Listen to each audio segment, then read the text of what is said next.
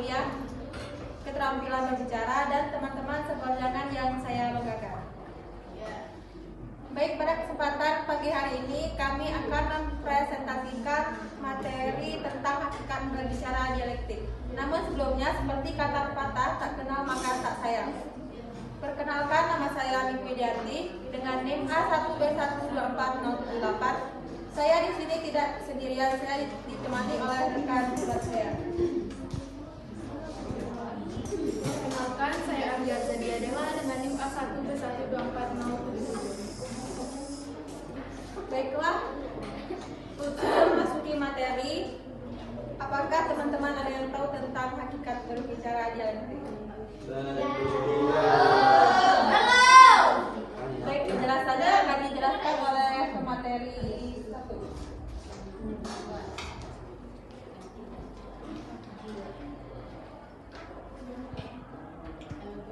Baik, yang pertama kami akan menjelaskan tentang hakikat berbicara. Berbicara secara umum dapat diartikan suatu penyampaian maksud, bisa berupa gagasan, pikiran, isi hati seseorang kepada orang lain. Berbicara adalah kemampuan mengucapkan bunyi-bunyi artikulasi atau kata-kata untuk menyatakan serta menyampaikan pikiran, gagasan, dan perasaan, menurut pendapat Tarigan 1985. Selanjutnya, pengertian dialektik. Dialektika atau dialektik adalah metode untuk mencari kebenaran lewat diskusi dan debat, menurut Henricus 1991. Melalui dialektika, orang dapat mengenal dan menyelami suatu masalah, mengemukakan argumen, dan menyusun jalan pikiran secara logis. Selanjutnya, hakikat berbicara dialektik. Hakikat berbicara dialektik terletak pada interaksi dinamis antara dua atau lebih pihak, di mana gagasan dan argumen saling bertentangan, berpadu, dan berkembang. Ini bukan sekedar bertukar informasi, melainkan proses pencarian kebenaran melalui dialog kritis. Selanjutnya, ciri-ciri berbicara dialektik. Yang pertama, menyelami masalah. Yang kedua, mengemukakan argumentasi. Yang ketiga, menyusun jalan pikiran secara logis. Yang keempat, bertukar pandangan dan argumen yang dapat diterima atau rasional.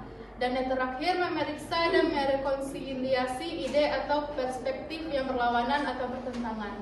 Materi selanjutnya akan dipaparkan oleh rekan saya. Baik, sebelumnya tujuan berbicara dialektik. Yang pertama, mencari kebenaran melalui dialog. Yang kedua, mengembangkan pemikiran kritis. Yang ketiga, memperluas pemahaman tentang satu masalah. Yang keempat, mencapai kesempatan atau solusi yang lebih baik. Yang kelima, mendorong toleransi terhadap perbedaan pendapat. Selanjutnya, manfaat berbicara dialektik. Yang pertama, meningkatkan kemampuan berpikir analitis. Yang kedua, meningkatkan kemampuan komunikasi. Yang ketiga, membangun kemampuan untuk berdebat secara konstruktif. Keempat, mendorong inovasi dan kreativitas. Yang terakhir, memperkuat hubungan antar individu atau kelompok. Adapun contoh penerapan berbicara dialektik yaitu seperti debat publik, diskusi kelompok, negosiasi, rapat kerja, dan sesi tanya jawab. Baik, itulah materi kami pada pagi hari ini. Bagi teman-teman yang ingin bertanya, silahkan angkat tangan kami. Ambil 2 orang penanya. Dalam hitungan ketiga, 1, 2, 3. Oh iya. Saudari Putri. Kenalkan, nama saya Putri Anjani dengan NIM A1B12409. Saya ingin bertanya, berikan contoh sederhana penerapan dialektik dalam kehidupan sehari-hari. Terima kasih. Baik, penanya selanjutnya. 1, 2, 3. Saudari Jamil. Oke, baik. Perkenalkan, nama saya Nani Julianti dengan ujung NIM 060. Tadi kelompok Anda sudah menjelaskan contoh penerapan berbicara dialektik, yaitu adanya negosiasi. Nah, yang menjadi pertanyaan saya, jelaskan pendapat Anda bagaimana cara menggunakan berbicara dialektik dalam contohnya negosiasi harga. Terima kasih. Baik, berikan kami waktu untuk mencari jawaban yang lebih baik, bukan mencari orang yang lebih baik.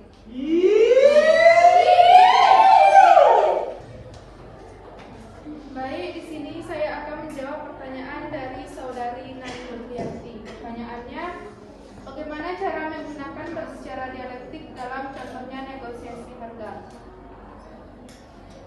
Menurut kelompok kami, berbicara dialektik dalam negosiasi harga adalah tentang menggunakan argumen yang logis dan terstruktur untuk mencapai kesepakatan yang menguntungkan kedua belah pihak. Caranya dengan memahami perspektif lawan, menyusun argumen yang kuat, dan merespon dengan bijak terhadap counter argumen. Bagaimana Saudari Nani? Terima kasih.